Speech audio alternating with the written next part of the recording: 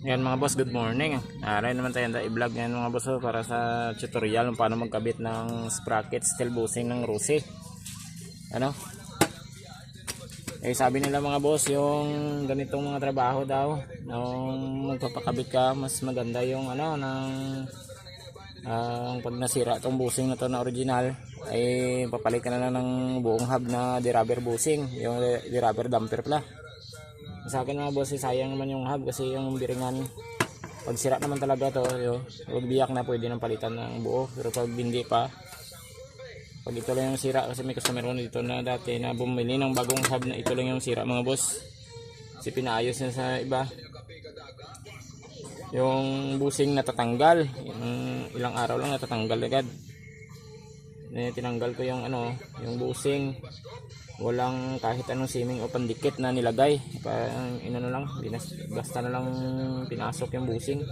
Kasi mga boss, ang issue yan pag yung bushing number 1 na na umaalog siya, kasi yung langis na galing sa kadena pumapasok dito pag wala siya pandikit.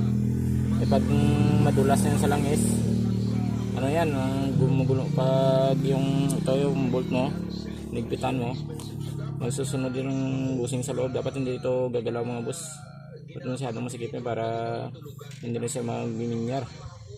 Ang ginawa natin dyan mga boss, bago natin, kasi tansyado na itong mga ganitong bushing hindi yan sabihin ng iba fit to sa sa hub.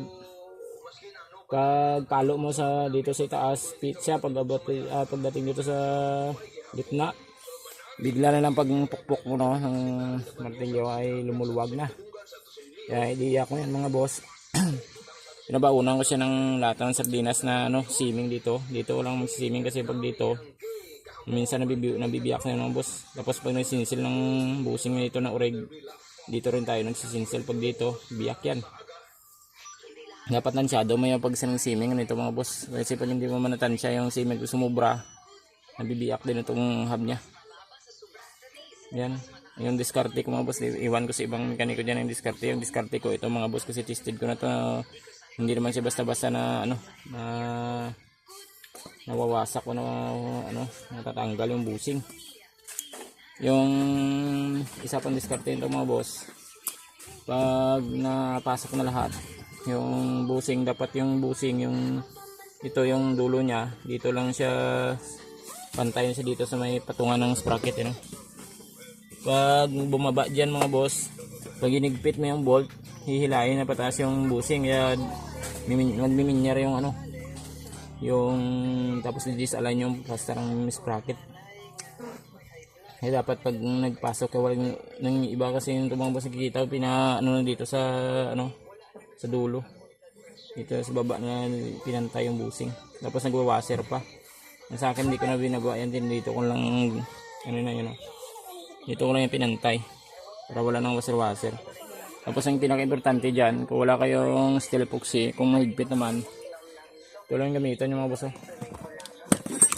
Kasi yung glue na ito di nawala ng glue.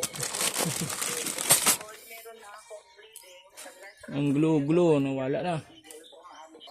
Ano ito mga boss, order ko sa online Shopee, welding glue.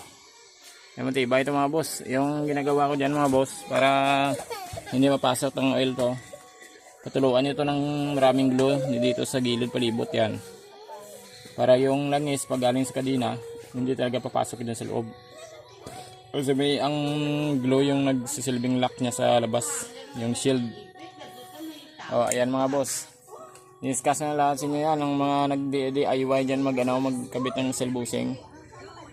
Yung sundan nyo lang yung mga tips ko para kaya kayo na lang. Pero kung hindi kayo kaya, gawain sa mekaniko para sirbol hindi mabubutas yung mga hub nyo. Ayos yung mga boss pag-isubaybayan ng video natin para sa tutorial nyo. Tapos pwede kayong ka-request kung ano yung gusto nyong ipa-tutorial sa akin, kung kaya ko lang. Ayos, good morning mga bossing.